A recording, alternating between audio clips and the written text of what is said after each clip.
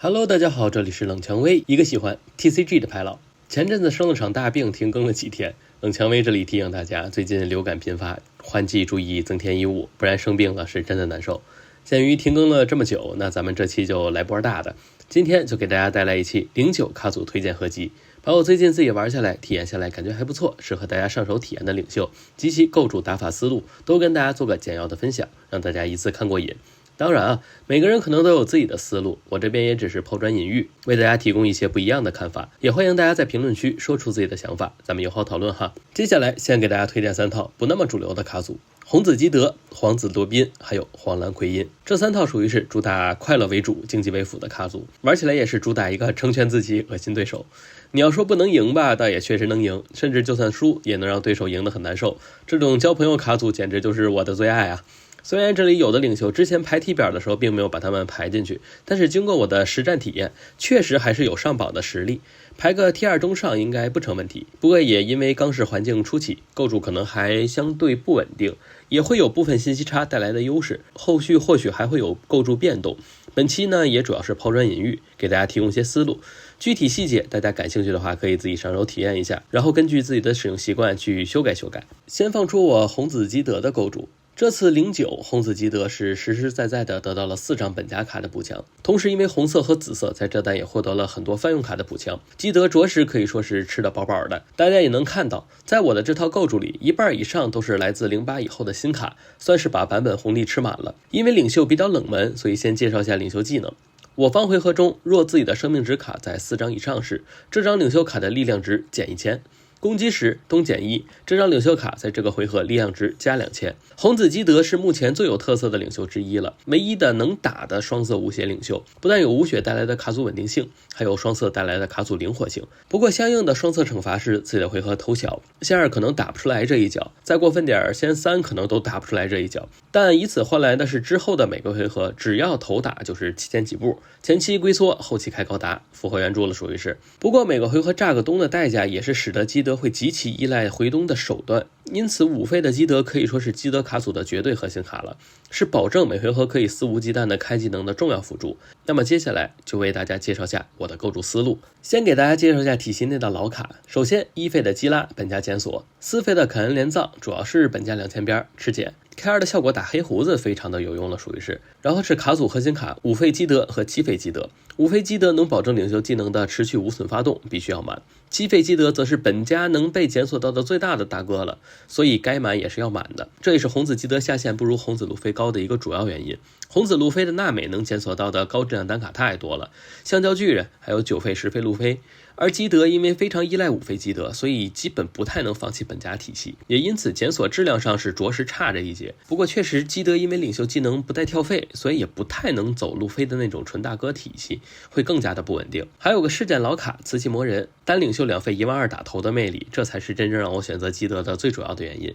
用最少的费用打最高的输出， OPCG 仅此一份，你值得拥有。不带满是因为只有斩杀轮才用，具体数量看自己实战的上手率去调整吧。隆重介绍下新卡部分，也是让基德在09能支棱一下的重要功臣们。先说个体系外的3费不临，基德下位平替，但是却是3费最优质的节奏点了。甚至3费不临5费基德还能实现另类的跳费，重要程度跟5费基德不相上下，都是完美契合红紫基德，必须下满。然后是4张体系内的新卡，这次基德4张新卡的补强都很到位，也很关键。先说俩3费的，其实作用都差不多，都是帮助基德在先2能打出来这一脚。没有不临好使是因为这俩是5000体，不临是6000体，但是毕竟吃减，所以还可以接受，是很到位的补强了。然后4费的瓦亚速攻2000边，本家终于有8个2000边了，关键时刻还能补一脚公平，也是我放弃了4费基德 TT 的主要原因。基本都是关键时刻补一脚，一个卡手一个不卡手，不过也可以2个都带哈，看各自的喜好了。最后是5费的基拉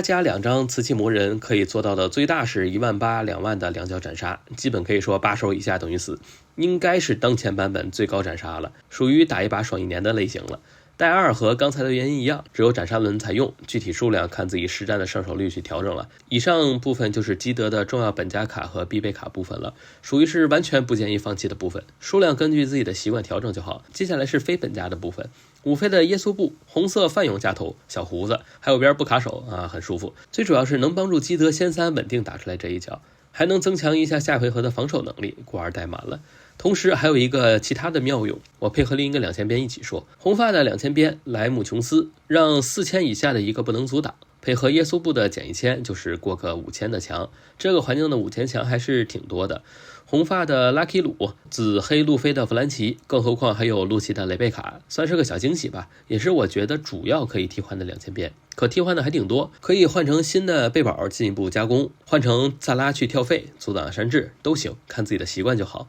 大哥选择上面，9费的白胡子主要是因为这套牌基本算是稳定上手7费基德吧，那头已经这么大了，不如更大一点，所以就选择了白胡子，兼具进攻和防守。红左路飞见了都说好。9费路飞就是单纯的强，不亏牌的占个大哥，还能给对面1万来一脚，强的朴实无华。秉承着喜新厌旧的原则，就作为新大哥投入进来了。最后单挂一个罗杰，就是红色嘛，给自己和对面一个小惊喜，保不齐万一就翻盘了呢。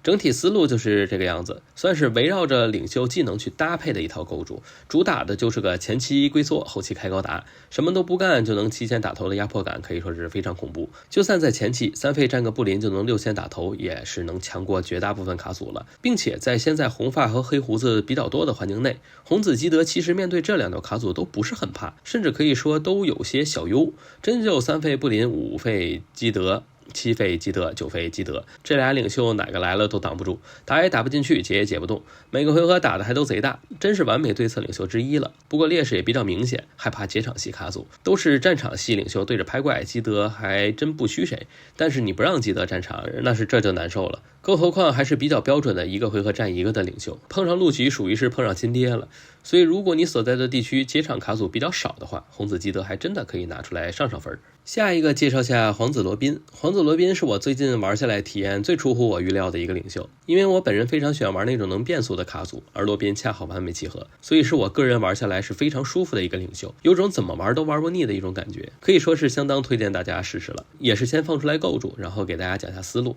首先，为什么说罗宾是个能变速的卡组？这要说到罗宾完美的颜色搭配和强力的领袖技能了。攻击时丢手里的一个触发跳1费，虽然是亏手跳费，但是黄色和紫色是我认为仅次于蓝黑的完美配色了。快速跳费上能回血的大哥，直接把前期亏的手牌通过加血的方式挣回来，这直接就给了罗宾拖后期的资本。然后是头自带流放，这就使得只要罗宾在进攻对方的领袖，就一定能赚到资源，哪怕就只是5000平蹭，不管能不能蹭到血，都是注定让对手在减少资源的。这就给了罗宾去打前中期快速进攻的资本，一拉一扯奇迹行者，我每回合稳定能打掉你的资源，这使得我有快攻的能力，同时又能有黄色大哥的支撑，让我就算拖后期也不会很怕。因此罗宾可以直接根据当前对决的顺利程度，采取完全不同的应对策略。前面资源打得快，那就化身速攻猛猛打脸，抢的不是很顺利，就通过大哥周旋不断消耗，接着找机会。对局思路很灵活，让对手完全摸不透你到底想干嘛，这便是所谓的变速。解释完了变速，再来讲下我的构筑思路。首先，皇子罗宾虽然是高贵的草帽一伙，但是其实吃到的版本红利非常有限，主要撑起中后期的黄色部分，在这弹可以说是没有任何有用的单卡，最大出了个7费角色罗宾还用不了。紫色部分虽然可以使用橡胶巨人和 SEC 路飞，但是橡胶巨人没有触发还不吃检索，在过牌基本靠血区的罗宾使用体验下来真的是非常的差，这个是真不建议投入。然后是 SEC 路飞，这个就是看个人喜好了，我是因为更喜欢九妈这种边解边奶，所以选择了九妈，具体看自己。基于以上几点，罗宾虽然是09领袖，但其实没吃到什么09红利，给罗宾出的专属锁头卡也没有直接增加罗宾的大哥上手率，因此罗宾在我看来是个可以完全放弃体系，全权针对环境的 box 卡组。我认为环境里什么领袖多，什么领袖你不好打，直接就是一手针对性安排，反正本来也都靠掏，那就只要我能掏着就行。当然啊，咱也不是盲目的硬掏，这个除了魔术手应该没人能做得到，所以主要是通过增加过牌量的方式，增加对策卡的上手率。妈妈的触发，弗兰奇的触发，波尼不管是战场还是触发都是很有效的辅助，都比较契合这个思路，所以是无脑拉满了。当然啊，妈毕竟是罗宾最强锁头卡了，没理由不满吧。白星虽然也是过牌，但是说实话战场太菜了，上手也多少有点尴尬。其他的过牌就是靠各种各样的加血，然后再吃血过牌了。毕竟只要对面不是流放，咱们的血区就是资源。接下来说下大哥的选择和可替换。罗宾的领袖技能基本就是稳定跳费，先手是1369，后手就是2470，所以构筑时我是着重的去考虑了下6费的曲线，这样不管先后都能大概率把费用使用最大化。这里最优质的肯定是6费的罗宾嘛，不管打4血还是5血，只要先3准时一定能扬到血，只要扬到血，那就算是6费6000，身材也是合格的了，并且他还是唯一一个6费有触发的角色，可以被检索到，很关键。另一个6费的位置我给到的是黄色的白胡子，这个白胡子我是要重点推荐一下的。6费7000身材合格，有边不卡手，登场安排下血区顺序，在黄色卡组里能安排血区顺序就绝对不是一件无意义的事情。在别的黄色卡组里没那么厉害，主要是因为他一般登场时可能已经挨了2脚了，收益没那么高了。但是如果先3能上的话，那就至少还有3血的操作空间，就还挺值得一上的。接下来的7、8、9、10，七妈是真的好用，我甚至认为优先级高过9妈。9妈这里可能有些争议吧，有人可能会选大河，俩人功能差不多，加血加解场。我选9妈是因为9妈比较稳定，一定能加血，一定能解场。大河的优势是白赚牌，上限肯定是大河更高，但是9妈下限高一些，看各位取舍了。卡2则是为了解环境里大量的龙、莫利亚，属于是环境对策卡。虽然塞到血里，你可能说这不是等于没解吗？但是你换个思路啊，8费奶到血里，然后7000打头给流放掉了，那不就相当于7000打死一个9000吗？对不对？所以卡2还是比较适配的。艾斯则是就是泛用，加血加速攻，也没什么更好的替代了。大哥部分除了七妈是投入比较少，但我实际体验下来强烈推荐的一张卡以外，其他的大家根据环境和自己喜好调整就好了。剩下的基本就是黄 box 都可以投入的卡了，比如卡彭，比如03千。娜美和涅槃就是弥补一下前期的控场能力，涅槃可以再多投入一张，因为这个环境无血领袖还挺多的，大部分时候都能解到4，还挺赚的。萨乌罗就是毕竟所投卡，不过也不是必须要下的。同等替换的话是焦糖布丁，都是直接跳的阻挡者。焦糖布丁有边还不卡手，萨乌罗能当战斗力，还是上限下限的区别。焦糖布丁下限高，萨乌罗上限高，配合卡2能打完再跳出来。简单说下罗宾的检索问题，虽然是1换2，但是找的其实大部分时候都没什么用，基本就是找2000边，但是倒是能一定程度上缓解领袖技能的亏手问题，因此属于有用但不需要多带的类型，这也是放弃三叶草博士的主要原因。事件带俩是因为触发是抓1，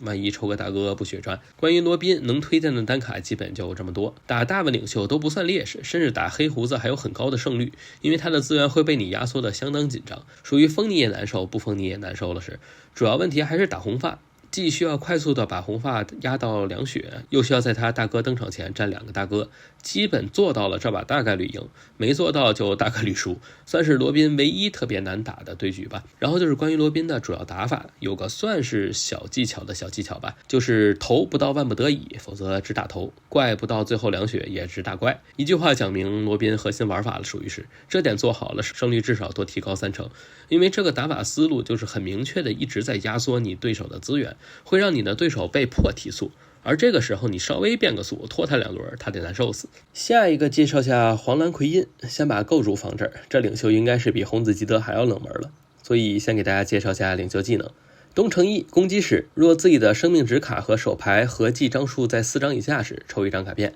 若场上有自己费用8以上的角色卡时，抽1张卡片则替换成可以将自己卡组上方的最多1张卡片加入生命值区域上方。简单翻一点就是后期场上有大哥就可以一直奶血，同时蓝色还有个特点就是可以观星做顶，俩颜色搭配起来就是可以控制触发，真正做到我不想死谁也打不死我。因此奎因这道牌是有点偏向自闭做任务性质的卡组，任务做成了，大部分对局都还是比较有机会的，布局失败了估计也就下一把了。具体的操作手法呢，有个简易的公式，就是前期保血清血手牌，然后适当外血控制手牌和血区数量，中间穿插登场关心明哥安排战术，撑到10费开始上大哥奶血解场的循环，等自己大哥站的差不多了，对方的资源消耗的也差不多了，就可以准备2到3个回合推死对面了，是个究极慢速后期卡组。所以玩这个领袖的一个先决条件甚好，适合年轻人。黄蓝奎因是个计算量和对局注意细节都比较多的一名领袖，非常吃练习熟练度和经验积累，基本上是个一定无法速成的一名领袖。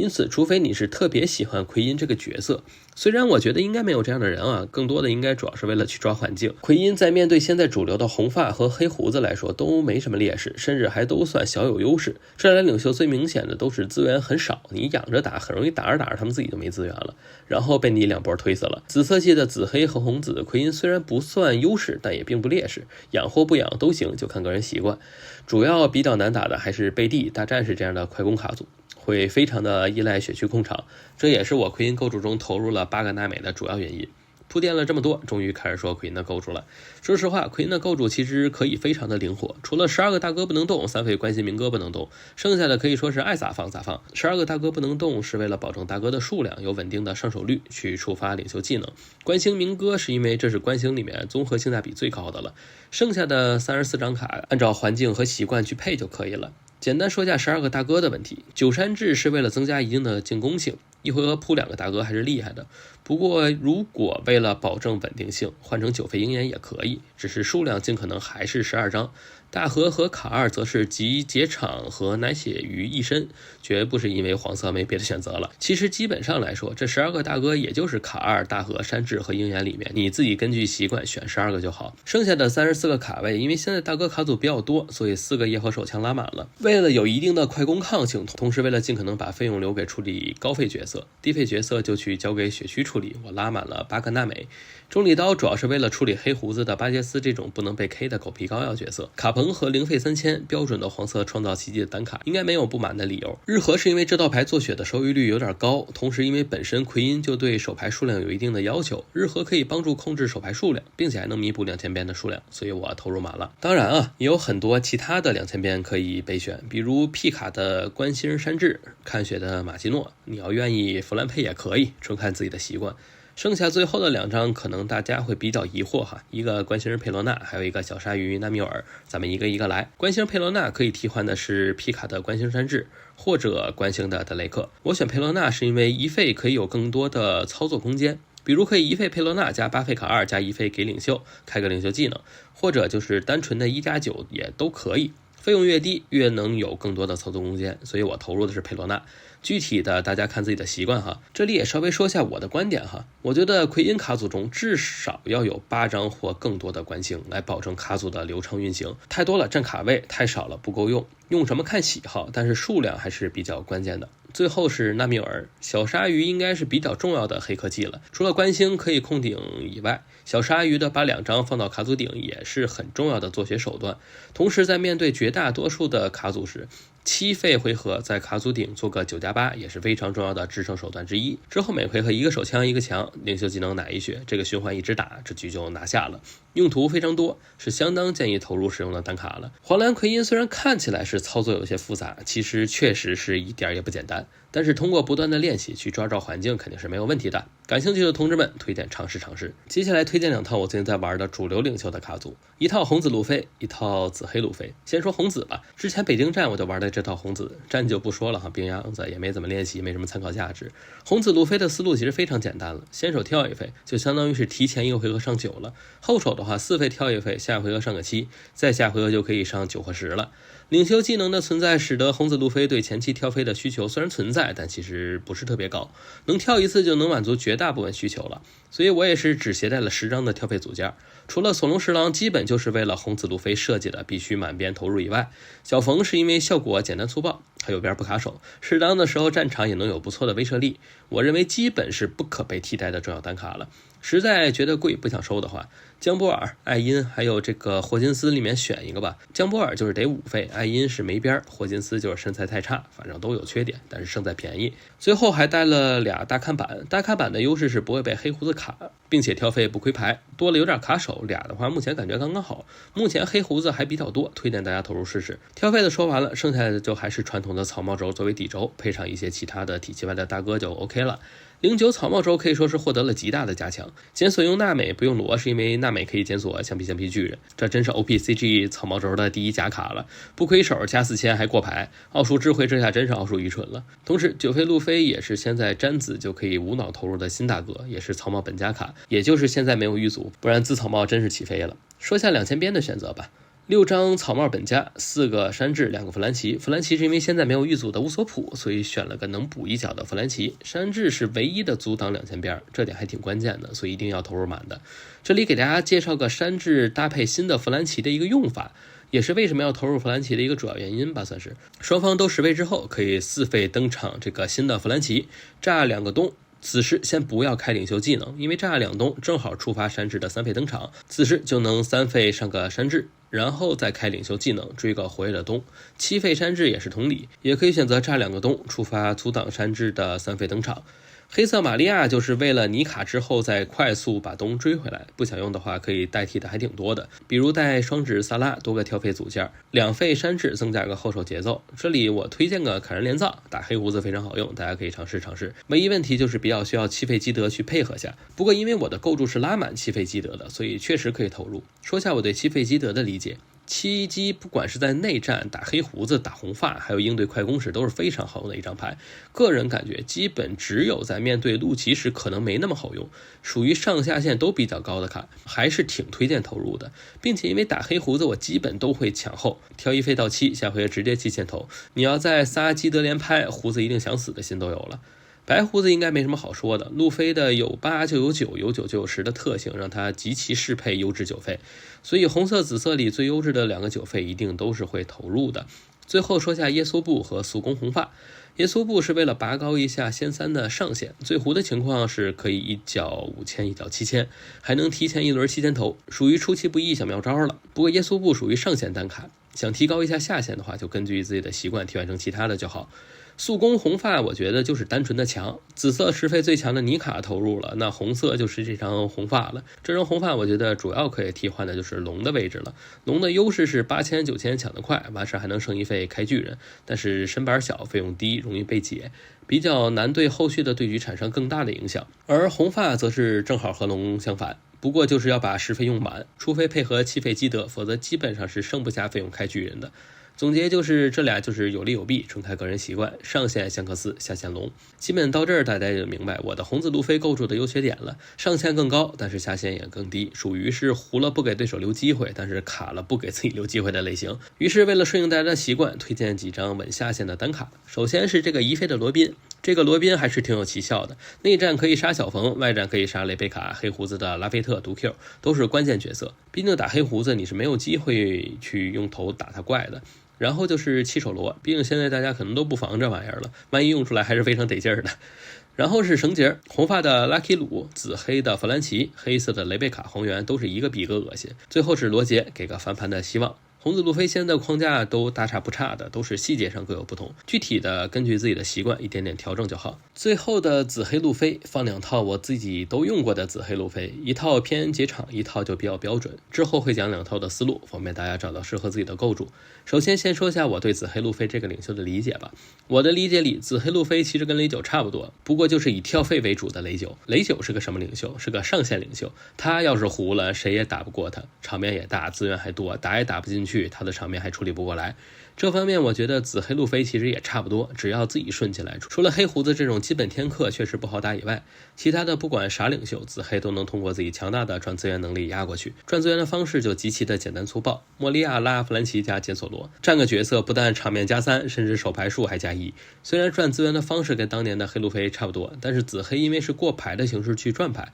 所以更能帮助紫黑找到想要的牌，帮助紫黑路飞更加的胡上加胡。也正因如此，我才说紫黑路飞像雷九，雷九不就是吗？第一对雷九来了，后面就什么东西都来了。紫黑也是，第一个莫利亚来了，后面第2个、第3个莫利亚自然而然就都来了。本质都是拼糊的上线资源型卡组，糊了谁也打不过，不糊谁也打不过。就像我之前09领袖评级时说的，紫黑路飞主要是不够稳定，但是上线绝对足够。紫黑不够稳定的主要原因还有一个，作为一个依赖跳费的领袖，自身不带跳费，这使得如果你在特别需要跳费的时候没跳上费，整体节奏都会变得异常拖沓，其中会受到影响比较大的就是5费的山治，还有8费的莫利亚。如果3费没跳上费，5费的时候你就还得失去跳费，山治的节奏就被卡住了。5费再没跳上费，下回合7费不能比别人早下莫利亚，你玩这个头的意义几乎就没有了。因此为了应对这个主要问题，主要的策略有2种。第一种是卡祖里多带跳费，我的2套构筑都是带了多达12张的跳费。虽然紫黑很需求跳费，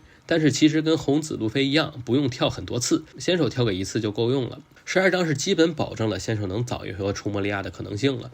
这3个跳费里面最优质的肯定是3费的索隆了，相当于是跳了1费，还占的是个4费，头还打了一脚7000。然后就是黑色玛利亚了，黑色玛利亚的跳费逻辑先给大家讲一下哈。3费登场黑色玛利亚，开效果给自己加到8东，回合结束时会把自己炸到2东，这个时候可以触发领袖效果，追2个东，实现了另类的跳费。虽然黑马跳费很亏，但是为了保证自己之后的节奏顺畅，所以该上还得上，而且因为是3费就能跳，并且不会被黑胡子干扰，所以我个人认为比小冯还是要优质一些的，可以不下小冯，但是必须得下黑马。最后的跳费是小冯，小冯因为先手得5费才能用，所以相对来讲会卡自己一个回合的节奏，但是小冯依旧是当前版本最优质的跳费组件，跳活东有边不卡手，在场上还是个无形威胁，除了价格不美丽，其他的还是比较不错的。如果大家觉得太贵不想收的话，可以试试3费的索隆侍郎，再就是霍金斯了。大看板艾因和江波尔不推荐在紫黑中投入，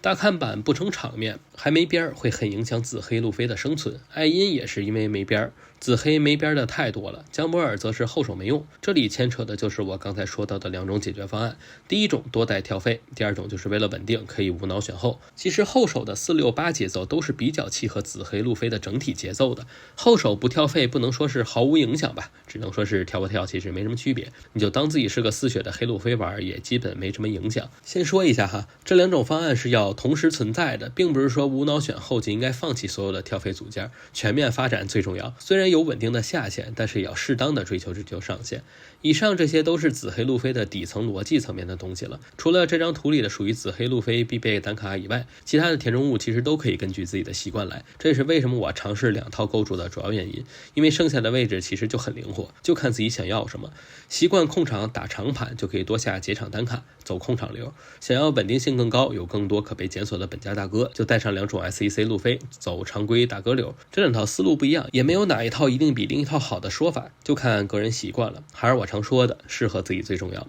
稍微讲一下有关独角士兵的一个用法哈，投入独角士兵是因为我发现后手常常跳了费没啥用，于是就想了个 combo。如果后手跳了1费，那么你可以在莫利亚的回合拉个弗兰奇，拉个独角士兵，然后因为领袖技能正好剩下2个活动，对方上个回合又是正好是7费，就可以独角士兵加绳结，正好把他7费下的给解了，算是为后手跳费增加了一定的收益。说下萨博，萨博就是你不知道下什么下萨博准没错的单卡类型了，不想下的话随便换成自己认为有用的就可以了，毕竟紫黑除了底层逻辑部分不能动，其他的倒是很灵活。很多单卡因为跟红紫路飞有些重合，我这里就不再说一遍了。正常情况下，相同单卡作用也是相同的，按照自己的习惯来就完了。好了，以上就是本期视频的主要内容了。前阵子确实太忙了，这下算是补回来了，一下子更新这么多套构筑，应该够大家玩的了。当然啊，我分享的构筑都是我自己玩下来比较舒服的构筑，我分享的观点也都是我自己玩下来的理解，具体的大家还是要经过自己的实际体验过后，找到适合自己的构筑最重要。这里是冷蔷薇，一个喜欢 TCG 的牌佬。本期视频就分享到这儿，咱们下个视频再见。